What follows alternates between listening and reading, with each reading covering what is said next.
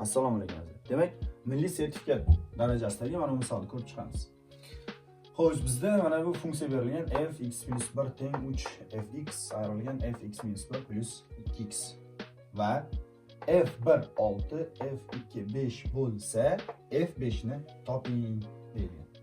Bunday misollar qanday ishlaymiz? Birinchidan bizda f1 bor, to'g'rimi? f2 ham bor. Yaxshilab e'tibor beradigan bo'lsak,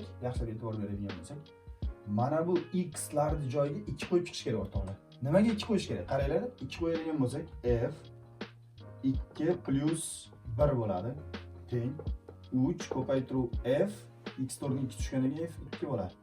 Minus f 2 tushganiga 2 minus 1 bo'ladi. Teng uzr. Plus 2 ko'paytirilgan x to'rtga 2 kelyapti. E'tibor beringlar-da, demak bu nima bo'lib qoldi bizda? F 2 ga 1 deb qo'ysak 3 teng 3 ko'paytirib f2 ni qiymati bormidi? Bor edi. Shuning uchun ham 2 qo'ydik, to'g'rimi? Mana bu yerda qiymatlar borligi uchun. Ko'paytirilgan 5 minus 2 dan 1 ketsa nima qoladi bizda? f1 qoladi. Plus 2 kere 2 4. f1 da ham qiymati bormidi? Bor edi. 6 ga teng. Demak 3 kere 5 15 minus buni o'rniga 6 plus 4. Bundan kelib chiqadiki, f3imiz teng bo'lar ekan, demak 15 dan 16 ni ayirib 4 qo'shib olamiz. 13. Mana bizda f3 paydo bo'ldi. F3 bormi? Demak x4 ga 3 qo'yish kerak o'rtoqlar. Nimaga 3 qo'yamiz?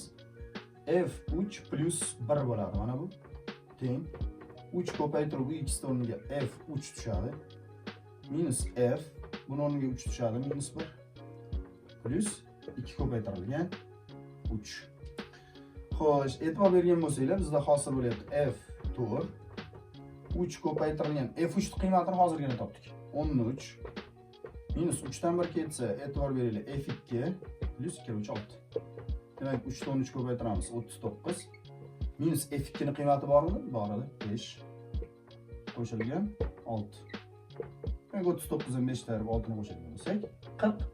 Bizda f4 da ham qiymati chiqdi o'rtoqlar. Ana endi x o'rniga, x dan 4 qo'yaylik. Masala hal. 4 plus 1 teng buni o'rniga ham 4 tushadi. 3 ko'paytiruv f4 minus f4 minus 1 plus 2 ko'paytirilgan 4. Demak f5 bo'lyapti bizda. 3 ko'paytiruv f4 ni qiymati hozirgina chiqqan mana 40 minus f4 dan 1 ketsa 3 f3 plus 8. 3 kere 40 120 minus f3'imiz nechi edi bizda o'rtoq? F3. Bu yerda demak f3 hosil bo'lib qoldi. Chunki 4 dan 1 deylik-da. F3'imiz 13 edi. 13 plus 8. 120 dan 13 ayirib 8 qo'shamiz. 115. Demak f5'imiz 115 ga teng ekan. Qilgan ishimiz bizda f1, f2 borligidan o'yladik. Agar x larning o'rniga 2 qo'yadigan bo'lsak, mana bu yerda f2 hosil bo'ladi, uni qiymati bor. 2 dan 1 ketsa f1 hosil bo'ladi, uni ham qiymati bor. Keyin mana bu yerga 2 qo'ysak f3 yasaladi.